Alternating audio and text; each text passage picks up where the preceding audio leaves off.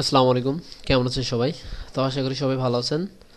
তো DB theme টিউটোরিয়ালের আজকের পর্বে আপনাদের সবাইকে স্বাগতম। তো বিগত আমরা বেশ কয়টা পর্ব পাবলিশ করেছি, মেবি 10টা। তো আজকের পর্বে আমরা নিচের স্টেপ থেকে কাজ শুরু করব। তো দেখেন, আমরা মূলত এই ওয়েবসাইটটা ফলো করে ডিজাইন করতেছি। তো এই ওয়েবসাইটটার উপরে বেশ কয়টা পার্ট আমাদের দেওয়া হয়ে গেছে। আমাদের নিচের আজকের এই পার্টটা আমরা কিভাবে করতে হয় সেটা দেখব।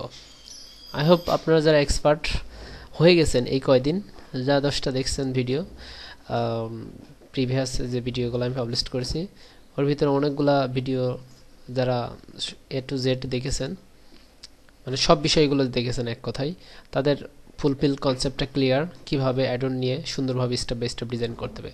তো এই যে নিচের যে পার্টটুক আছে, এই পার্টটুকু সেম প্রসেস একদমই। আমি উপরে যে পার্টটা মানে পার্টটুক স্টেপ বাই স্টেপ ডিজাইন করে এসেছি, নিচের পার্টটুকু কিন্তু সেম প্রসেস। আই হোপ আপনি যদি ট্রাই করেন আপনি পেরে যাবেন। তো যাই হোক, আমি তবুও আমি নিচের পার্টটুক দেখিয়ে দিচ্ছি, যদি কোনো কমপ্লিকেটেড পার্ট থাকে তাহলে আপনার ক্ষেত্রে এটা ইজি হয়ে যাবে।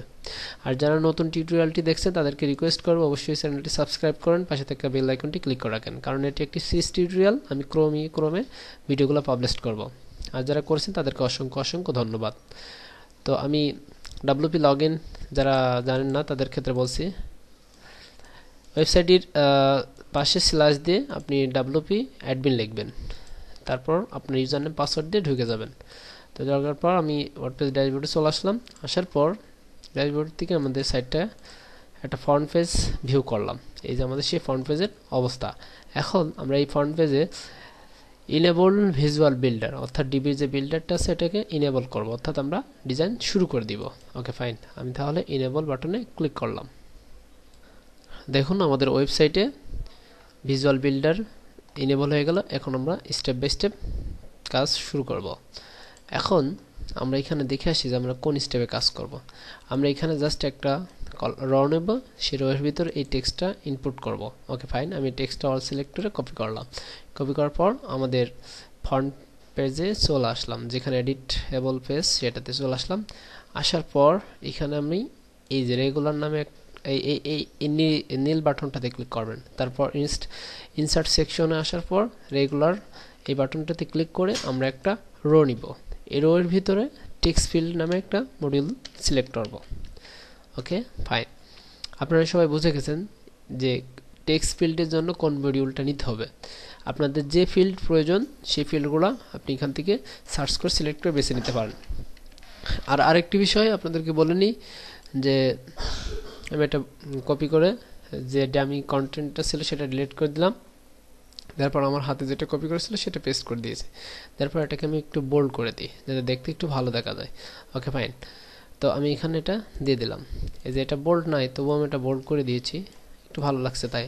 আপনি কিন্তু অলওয়েজ আমি সাজেস্ট করবো যে ক্লায়েন্ট যা বলবে তাই করবেন, ঠিক আছে? আপনার মন মতন করবেন না। আমি জাস্ট এটা ভালো দেখাচ্ছে তাই এটা করলাম। ওকে, এবার উপরের যে স্পেসটা আমি এটা কমিয়ে দিই। আমরা এখান থেকে এটা ধরে হালকা কমিয়ে দিলাম এবং নিচের স্পেসটাও কমিয়ে দিলাম, যাতে উপর নিচেই স্পেসটা না থাকে, কারণ উপর নিচের স্পেসটা আমাদের প্রয়োজন না। এই স্টেপটা হয়ে গেল। তারপর আমি এখানে একটা ফুল সেভ দিলাম।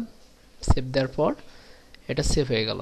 তো আমি চাইলে এখান থেকে ভিউ করতে পারি সাইটটাকে, যে এক্স্যাক্টলি আমরা কেমন পার্টটা মানে এই সেকশনটা কেমন ডিজাইন করতে পারলাম। হ্যাঁ, প্রপারলি ডিজাইনটা হয়ে গেছে। এবার আসবো আমরা নিচের সেকশনটুক। তো নিচের সেকশনটুক কি? এটা মূলত একটা ইমেজ। তো আমি এখানে একটু সিলেক্ট করি, করলে বুঝতে পারবো হ্যাঁ এটা একটা ইমেজ। তাহলে আমি কন্ট্রোল ইমেজের উপর রাইট বাটন ক্লিক করে আমি জাস্ট সেভ, আমি এখান থেকে সেভ করে নিব যে কোনো একটা ফোল্ডারে। তো আমার অলরেডি সেভ করা আছে, আমি এখান থেকে নিয়ে আসবো। এবার আমি এখানে আসার পর আমি এই ব্ল্যাক বাটনে ক্লিক করে আমি ইমেজ নামে একটা মডিউল নেব। তো দেখেন এখানে অনেকগুলো মডিউল আছে। তো সব মডিউলগুলো আমি স্টেপ বাই স্টেপ আলোচনা করার চেষ্টা করব। এটা হচ্ছে এক্সট্রুডিং, ঠিক আছে? এটা এক্সট্রুডিং, এটা অডিও। তো এটা বলে গেলে আপনারা বুঝতে পারবেন না কাজ না দেখালে। তো আমি এই পর্বটা হয়ে যাওয়ার পর, আজকের এই পর্বটা হয়ে যাওয়ার পর আমি স্টেপ বাই স্টেপ মডিউলের যে বিষয়টা, এক একটা মডিউলের কি কাজ, কিভাবে কাজ হবে, কিভাবে করতে হবে সেই প্রসেসটা দেখিয়ে দেবো স্টেপ বাই স্টেপ নেক্সট পর্বে, বাট এখন না। ওকে, তো এখন আমাদের কি মডিউলটার প্রয়োজন? এখন আমাদের ইমেজ। তো আমি ইমেজ নামে একটা মডিউল সিলেক্ট করলাম, দেন ক্লিক করলাম। করার পর আমি এখানে ক্লিক করলাম, ক্লিক করার পর আপলোড। আমি যেখানে সেভ করে রাখছি ইমেজটাকে সেই ফোল্ডার আমি চলে যাব।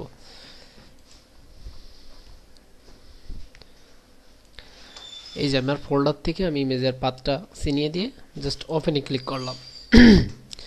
ওপেনে ক্লিক করার পর এখানে আপলোড দ্য ইমেজে ক্লিক করলাম। ক্লিক করার পর সরি, এই ইমেজটা না, আমি মিস্টেক করছি। তো এই ইমেজটা আমি আবার সেম কাজ করলাম, তাহলে আমাদের এই ইমেজটাকে ডিলিট করে দিই। তো আমাদের এই ইমেজটা আপলোড হয়ে গেছে। তারপর আমি আপলোড ইমেজে ক্লিক করলাম। ক্লিক করার পর এখানে সেভ চেঞ্জে ক্লিক করলাম। দেখেন আমাদের ইমেজটা প্রপারলি আপলোড হয়ে গেল। তারপর আমি সেভ চেঞ্জে ক্লিক করলাম। এবার আমাদের দেখি এখানে একটা রিলোড দিয়ে আমাদের এটা চলে আসবে। তো তারপর আমরা পরের স্টেপটা দেখি, এখানে একটা বাটন। তো এই বাটন সেকশনটা কিভাবে আনতে আমরা সেটা দেখি। দেখেন আমাদের এখানে ইমেজটা চলে এসেছে। এবার আমি আবার আমাদের ডেভেলপার পার্টে মানে পেজে আসলাম, ডেভেলপিং পেজে। এখানে আসার পর আমি নিচের আমি একটা রেগুলার পার্ট নিতে পারি, কিংবা এখান থেকে এটা ধরে নিচের পার্টটাও নিতে পারি একবার মডিউলে সিলেক্ট করে। Okay fine.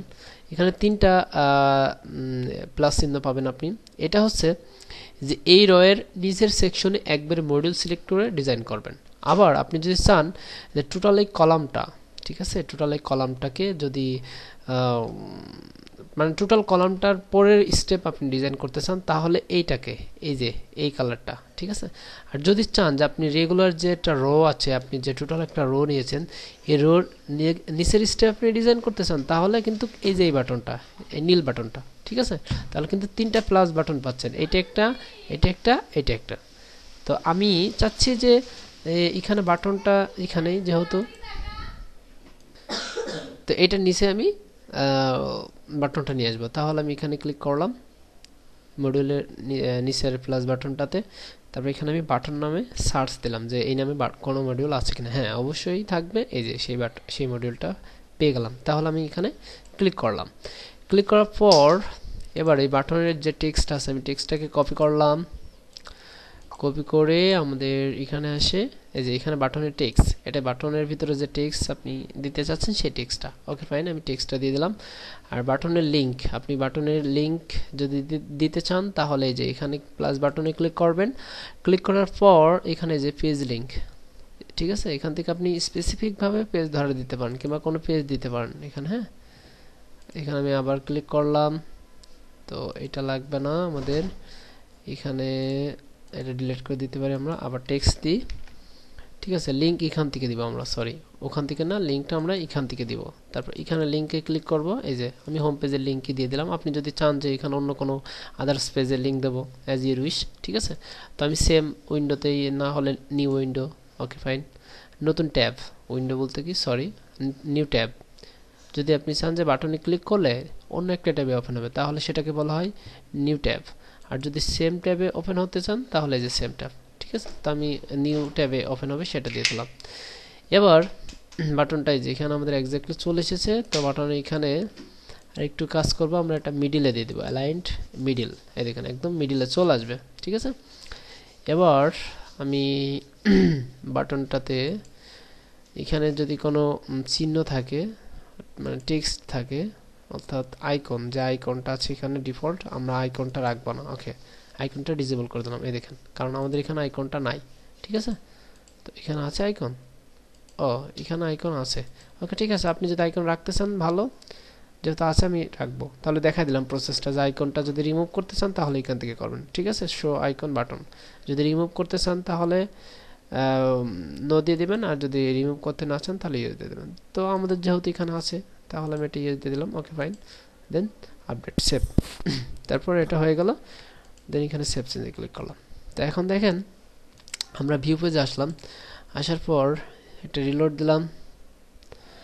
রিলোড দেওয়ার পর এখানে দেখেন যে সবগুলো মানে পর হয়ে গেছে, একটার ভিতরে একটা স্পেস নাই। তো আমরা স্পেস দিয়ে দিই। এখান থেকে স্পেস কিভাবে দিতে হয় অবশ্যই আপনারা জানেন। যেমন আমি যদি এখানে এটা এডিট অপশন এখানে ক্লিক করি, ডিজাইন, তারপর স্পেস, আমি উপর থেকে যদি একটা স্পেস দিয়ে দিই, টোটালটাকে একটা স্পেস দিয়ে দিলাম, ঠিক আছে। তবে এখান থেকে একটা, এটা দরকার নাই, সরি, এখানে লেফট রাইটে দরকার নাই, তারপর আপডেট দিলাম। তারপর টোটাল এটাকে একটা স্পেস দিব আমরা, স্পেস, এখানটাতে এখান থেকে একটু স্পেস দিয়ে দিলাম। Okay fine. তারপর এইটাকে আমি একটু স্পেস দিব, ডিজাইন স্পেস, সরি নিচেই দিব। তো এটা বোর হয়ে যাচ্ছে, ঠিক আছে। তো চাইলে আমরা এটাকে অন্য একটা রেগুলার ইয়েতে নিতে পারি, এখানে আরেকটা ইয়ে নিতে পারি, নিয়ে সেই বাটনটা এখানে এই বাটনটাকে ড্র্যাগ অ্যান্ড ড্রপ করে জাস্ট এখানে ধরিয়ে দিতে পারি, ঠিক আছে। যেমন এই যে এখানে এটাকে ধরে এই যে এই রয়েতে দিয়ে দিতে পারি, তাহলে টোটাল একটা স্পেস হয়ে গেলে খুব সুন্দর দেখা যাবে। আই হোপ ঠিক আছে। ওকে, আমি এবার টোটালটা প্রসেস কমপ্লিট করার পর আমি এখানে সেভ চেঞ্জে ক্লিক করলাম। আমি বারে বলছি টোটালটা এডিট হয়ে গেলে অবশ্যই সেভ চেঞ্জ বাটনে ক্লিক করবেন, না হলে কিন্তু সব কিছু গুলিয়ে যাবে। ওকে, আমি সেভ চেঞ্জ করার পর আমি এখন দেখব যে আমার ভি পেজে এসে যে ডিজাইন ফরম্যাটটা কেমন এসেছে। হ্যাঁ দেখেন এক্স্যাক্টলি সুন্দর ফরম্যাটটা চলে এসেছে, ঠিক আছে। তো আই হোপ বিষয়টা বুঝতে পারছেন। তো আজকের পর্ব এই পর্যন্তই। ভিডিওটা অলরেডি 11 মিনিট প্লাস হয়ে গেছে। রাখছি, ভালো থাকবেন, দোয়া করবেন। আসসালামু আলাইকুম।